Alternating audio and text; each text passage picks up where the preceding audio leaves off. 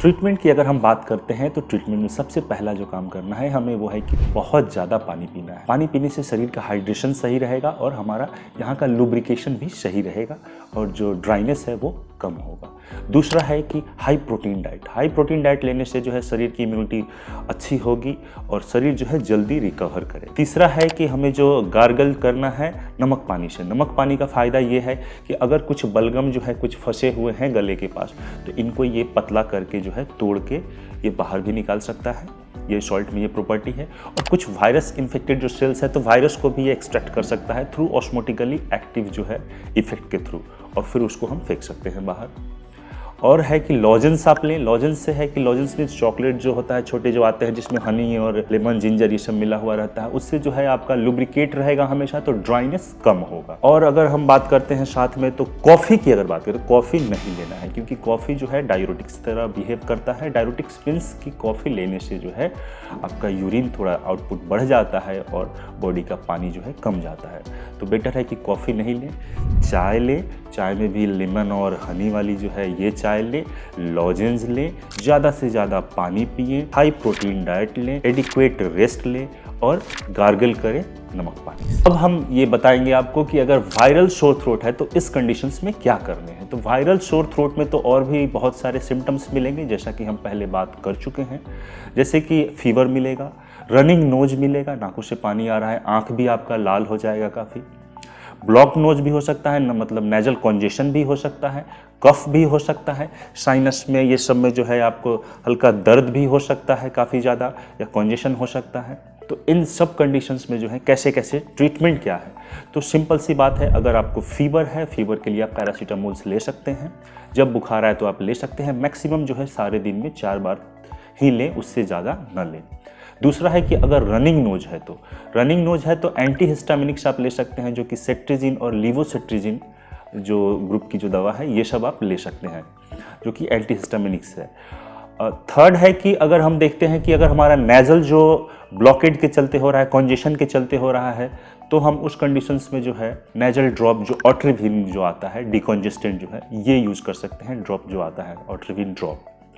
अगर हम देखते हैं कि नेजल कॉन्जेशन नहीं, नेजल ब्लॉकेड है, मैकेनिकल ऑब्स्ट्रक्शन है, सूख गया है, नाकों में जो परत है वो सूख गई है और हार्ड होकर नाक में जमी हुई है, तो उसके लिए हम नेजो क्लियर का यूज़ कर सकते हैं, जो कि बच्चों में बहुत ज़्यादा होता है, सूख जाती है और बच्चे जो है फिर मुंह से सांस लेने लगते हैं। तो उस कंडीशंस में सबसे अच्छा है कि ये नमक पानी जो है नेजो क्लियर ये ड्रॉप दीजिए। अगर आप देखते हैं कि साइनस में मतलब ये सब जगह जो है काफ़ी दर्द हो रहा है, तो इस कंडीशंस में जो है आप क्योंकि ये कोल्ड एयर से होती है, कोल्ड एयर इंड्यूस्ड भी होती है बहुत बार, तो अगर ये दर्द अगर हो रहा है, पानी का जो भाप है ये ले, उसमें कैप्सूल जो आता है इक्विलिप्टस ऑयल और मेंथोल ऑयल का, जो कि कार्बोल प्लस नाम से आता है, इसका यूज आप कर सकते हैं। उसमें जो गर्म एक बर्तन में गर्म पानी लें और इसको जो है पूरा खौलता पानी और इसको वो कैप्सूल डाल दें, वो ऑटोमेटिकली जो है फट जाएगा और उसके बाद जो है आप उसका वेपर जो है ले, तो उससे जो है ये सब काफ़ी जो है पेट रिलीफ होगा।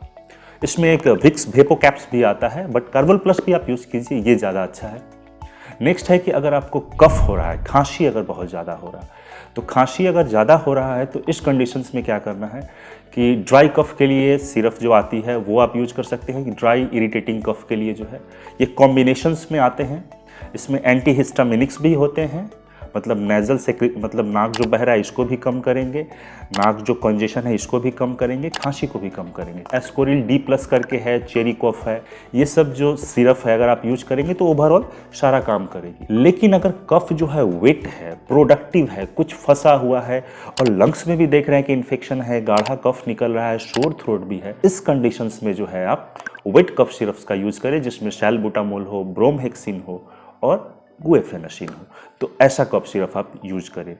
और एक चीज़ मैं बता रहा हूँ कि अगर आपको लगता है कि साइनस जो है काफ़ी ज़्यादा मतलब म्यूकस भरा हुआ है, बलगम भरा हुआ है और दर्द हो रहा है, तो इस कंडीशन में इसको तोड़ने के लिए, जो बलगम है इसको तोड़ने के लिए, म्यूकस को तोड़ने के लिए, पतला करके बाहर निकालने के लिए एक दवा है, जैसे कि N-एसिटाइलसिस्टीन, जो कि मार्केट में म्यूसिनैक नाम से आती है टैबलेट्स, तो इसका भी आप यूज़ कर सकते हैं। अगर बहुत ज़्यादा आपको कंजेशन है और बहुत कुछ लगता है कि अंदर जमा हुआ है, साइनोसाइटिस है, तो उसमें जो है ये बहुत अच्छा काम करती है।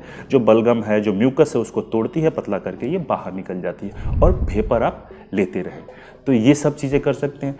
और एक चीज़ कि अगर फीवर भी है, नाक से पानी आ रहा है और कंजेशन भी है नाक में, तो तीनों जो है दवा अगर कॉम्बिनेशन अगर आप खोज रहे हैं तो ये भी अवेलेबल है मार्केट में, जो कि सिनारेस्ट में आती है, फ्लू कोल्ड में आती है। ये 2 दवा है इसमें आती है। नेक्स्ट है कि अगर लग रहा है कि ये बैक्टीरियल इन्फेक्शंस है, बैक्टीरियल इन्फेक्शन के चलते सोर थ्रोट हुआ है, तो गले में काफ़ी ज़्यादा दर्द है, कुछ मतलब घोटने पे काफ़ी दर्द हो रहा है, पीने पे भी दर्द हो रहा है, या सलाइवा को ही निगलने में दर्द हो रहा है, तो या आप देख रहे हैं कि दोनों तरफ का जो लिम्फ ग्लैंड्स है ये काफ़ी फूल गया है और मतलब दर्द हो रहा है, स्वेलिंग है, और साथ में देख रहे हैं कि फीवर बहुत ज़्यादा है, तो ये जो आपका दोनों टॉन्सिल्स जो है ये काफ़ी इनलार्ज हो जाता है, इसमें पस बन जाते हैं और इसमें जो है वाइट पैच भी बन जाता है, और आपके जो जीभ के जो पीछे है वो छोटे छोटे स्पॉट बन जाते हैं, शोर थ्रोट रहता है।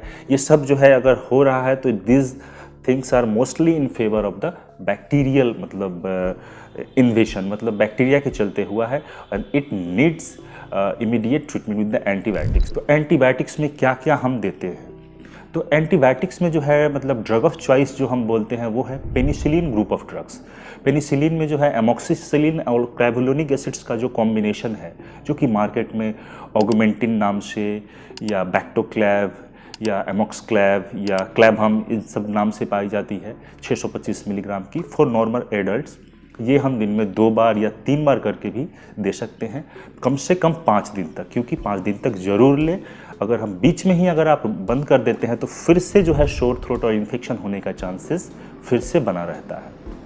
नेक्स्ट है कि अगर यही चीज़ अगर बच्चों में होती है तो क्या करेंगे, तो अगर बच्चों में होती है तो यही एमोक्सिसिलिन और क्लेवुलोनिक एसिड का जो डोज है according to the body weight जो है वो चेंज हो जाएगा, और ये जो डोज है वो है 40 मिलीग्राम पर केजी बॉडी वेट करके हम देते हैं, डिवाइडेड इनटू 2 डोजेस, 2 डोज में जो है डिवाइड करके ये देते हैं फॉर 5 डेज।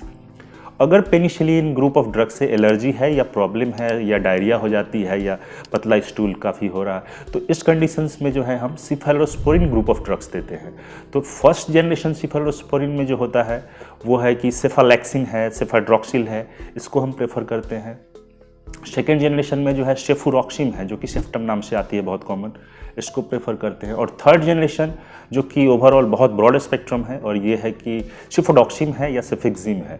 सिफोडॉक्सिम जो है सिफोडेम या मैकपोड नाम से आती है, और ओवरऑल बहुत ही अच्छा एक्शन मतलब देखा गया है, खासकर शोर थ्रोट में due to any bacterial infections जो है देखा गया है। अब नेक्स्ट है कि अगर ये सब देने के बाद और क्या हमारे पास ऑप्शंस है, तो और भी एक ऑप्शंस है जैसे कि एजिथ्रोमाइसिन मतलब मैक्रोलाइड्स। एजिथ्रोमाइसिन अगर 500 मिलीग्राम जो है डोज जो है फॉर 5 डेज जो है दिन में 1 बार करके अगर हम देते हैं फॉर 5 डेज 500 मिलीग्राम, इसको यही एक एंटीबायोटिक है जो खाने से हम पहले लेते हैं खासकर, क्योंकि और भी है बट ये जो है याद मतलब कॉमन जो है जो कि खाने से पहले लेते हैं 1 घंटा पहले, ताकि एसिडिक मीडियम में ज़्यादा एब्जॉर्प्शन होता है।